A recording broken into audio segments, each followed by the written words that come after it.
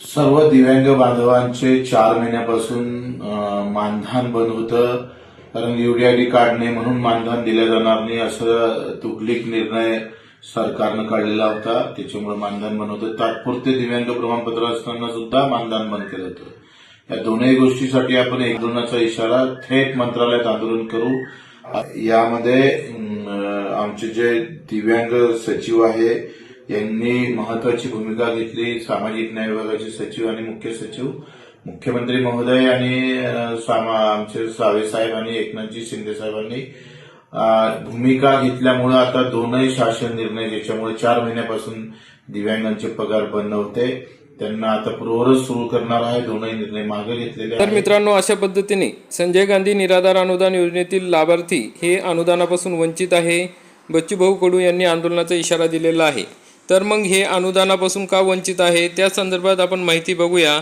निराधार अनुदानापासून जे लाभार्थी वंचित आहे तर लाभार्थी राज्य सरकारच्या पोर्टलकडे वर्ग होईनात. म्हणजे जे लाभार्थ्यांचं पोर्टल आहे, DBT पोर्टल आहे, त्यामध्ये जे काही लाभार्थी आहेत ते राज्य सरकारकडे वर्ग होत नसल्यामुळे लाभार्थ्यांना पैसे मिळत नाही. केंद्र व राज्य सरकारच्या वतीने निराधार व्यक्तींसाठी दर महिन्याला अनुदान दिले जाते.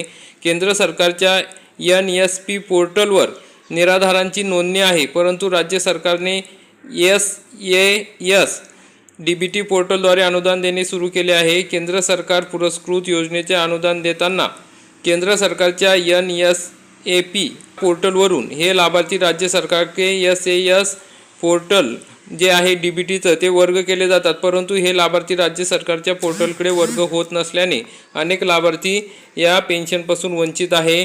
तर मित्रांनो, जे इंदिरा गांधी राष्ट्रीय वृद्धापकाळ योजना आहे, इंदिरा गांधी राष्ट्रीय विधवा पेन्शन योजना आहे, इंदिरा गांधी राष्ट्रीय दिव्यांग पेन्शन योजना आहे, या केंद्र शासनाच्या पुरस्कृत, तर श्रावणबाळ योजना आणि संजय गांधी निराधार अनुदान योजना या राज्य पुरस्कृत योजना आहेत.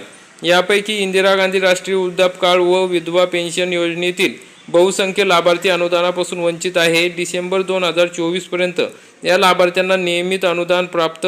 कोणत्याही परिस्थितीत लाभार्थ्यांच्या खात्यावर प्रत्येक महिन्याच्या 7 तारखेच्या आत रक्कम जमा करण्याचे, तसेच एकदा सुरू झालेले वृद्धापकाळ योजनेचे अनुदान लाभार्थी मयत झाला किंवा विविध कालावधीत खात्यावरील रक्कम उचलणे नाही तरच हे अनुदान बंद करता येते.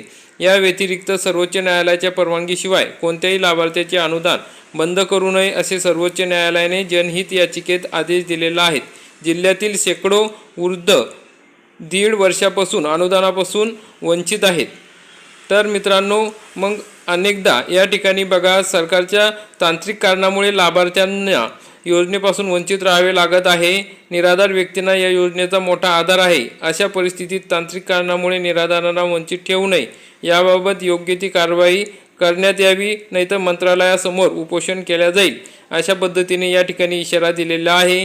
तर मित्रांनो, प्रत्येक तहसील कार्यालयाच्या ज्या समित्या आहेत त्या सुद्धा रखडलेल्या आहे आणि तलाट्यांकडे सुद्धा अतिरिक्त पदभार आहे. यानंतर तहसील कार्यालयाकडून प्रस्ताव पडताळणीसाठी संबंधित तलाट्याकडे पाठवला जातो. अनेक तलाट्यांकडे अतिरिक्त पदभार आहे, तसेच अनेक कामे असल्याने त्यांना या प्रस्तावाची पडताळणी करण्यासाठी वेळ मिळत नाही.